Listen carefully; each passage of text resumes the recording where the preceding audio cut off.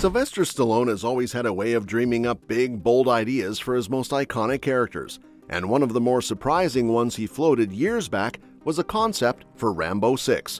This version would have placed John Rambo, the battle-scarred Vietnam veteran, on an Indian reservation. At first glance, it might sound like an unexpected setting for the hardened warrior, but when you think about where Rambo Last Blood left him, it actually makes a lot of sense. The last time we saw him, Rambo was severely injured after waging a brutal war against a Mexican cartel.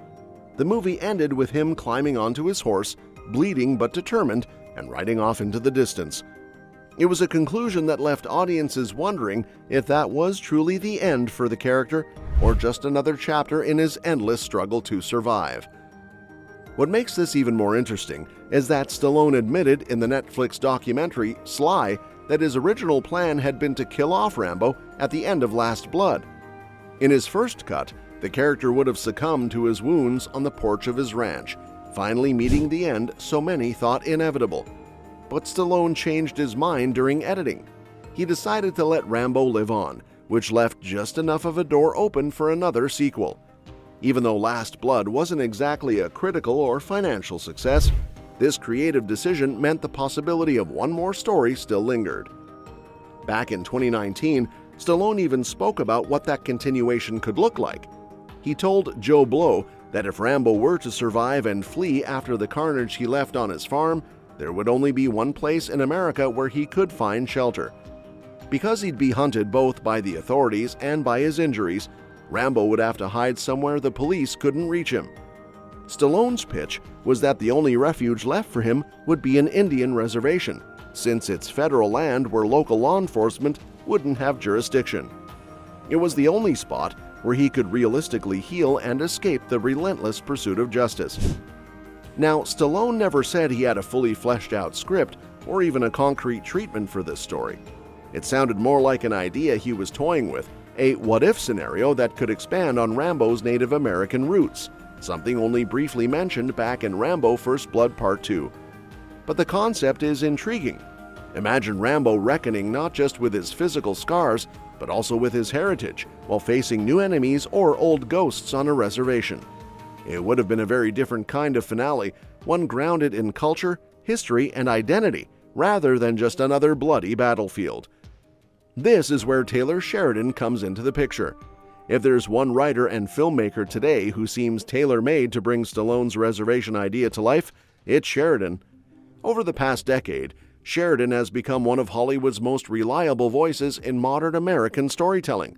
His work includes Wind River, Sicario, and the massive Yellowstone franchise, along with spin-offs like 1923 and 1883. He has also been behind projects such as Tulsa King, which coincidentally gave Stallone his biggest TV success in years. Sheridan's knack for exploring Native American themes with nuance and depth, especially in Wind River, shows that he understands how to tell these kinds of stories with both grit and humanity. The big issue with Rambo Last Blood was that the screenplay felt hollow. It stripped the character down to a violent shell, almost forgetting the layered, tragic figure audiences connected with in First Blood. Sheridan, on the other hand, thrives on writing characters who are shaped by trauma, haunted by their past, but still capable of human connection. He could bring back that complexity to Rambo while still delivering the intensity and action the franchise is known for. Pairing Sheridan's writing with Stallone's performance would have been a natural way to close the book on Rambo, giving fans something meaningful instead of just another body count. But here's the catch. Would a Rambo VI actually happen? Probably not. Sheridan's schedule is packed with his expanding TV empire, and realistically, taking on another franchise, especially one that stumbled with its last entry, might not appeal to him. And then there's Stallone himself, who has said more than once that he's finished with the role. Last Blood was marketed as the grand finale, and while Stallone has walked back final claims before, just look at how many times Rocky retired only to fight again, he's now almost 80. It feels less likely than ever that he'd jump back into Rambo's boots for another grueling film. Looking at the timeline of Rambo movies, it's clear how much time has passed between installments. The original First Blood came out in 1982, followed by Rambo First Blood Part 2 in 1985, Rambo III in 1988, and then a 20-year gap before 2008's Rambo. After that, Rambo Last Blood finally arrived in 2019. Each return felt more like a surprise than a certainty, and this pattern makes it easy to believe Stallone when he says he's done. Still, fans have learned to take his declarations with a grain of salt. Instead of pushing forward with Rambo VI, the franchise is heading in a different direction, back to the beginning. In August 2025, a prequel film titled John Rambo was announced. This origin story is being directed by Jalmari Helander, known for Sisu, and will star Noah Centineo as a young Rambo.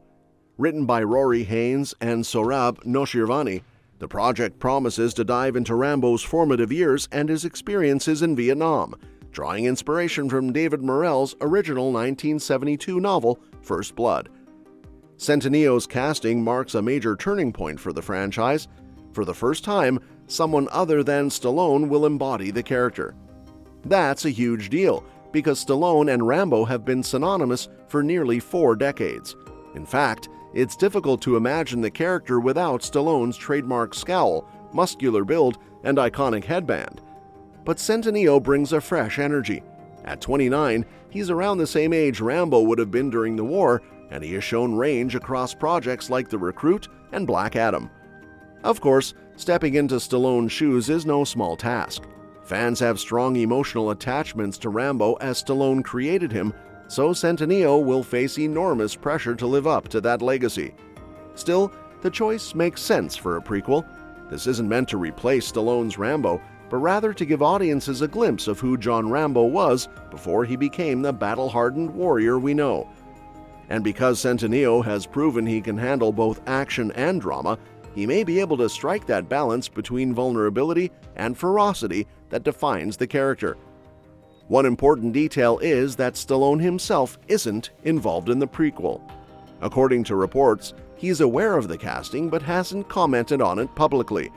That might disappoint longtime fans, but it also frees the new creative team to take risks and try something different without being overshadowed by Stallone's presence. Millennium Media is producing the film, and although no distributor has been announced yet, Lionsgate is seen as the likely candidate since it released the last 2 Rambo films. If John Rambo succeeds, it could breathe new life into the franchise by shifting focus to its past rather than its present. It also opens the door for a new generation of audiences to connect with the character in a fresh way. Because even though Stallone may be done with Rambo, the mythology he built still resonates. The story of a soldier broken by war, struggling to find peace in a world that rejects him, is timeless. So, where does that leave Stallone's unused Rambo 6 idea? Probably on the shelf forever, but it remains one of those tantalizing what-could-have-been stories. Fans can easily picture Sheridan's gritty realism combined with Stallone's wounded warrior set against the backdrop of a reservation where Rambo confronts both external threats and his internal demons. It could have been the perfect swan song for the character. Instead, the torch is passing to Noah Centineo, and the franchise is heading back to the jungles of Vietnam. In the end, maybe that's for the best, because even though Stallone's Rambo has run its course, the essence of the character, his resilience, his trauma, and his relentless fight for survival still has stories left to tell. Whether it's through the long-rumored reservation concept or the upcoming prequel, one thing's for sure: John Rambo isn't fading quietly into the night. His legacy is too strong, and his story too powerful to ever truly end. And that's that for today's video. Thanks for watching, and we will see you in the next one.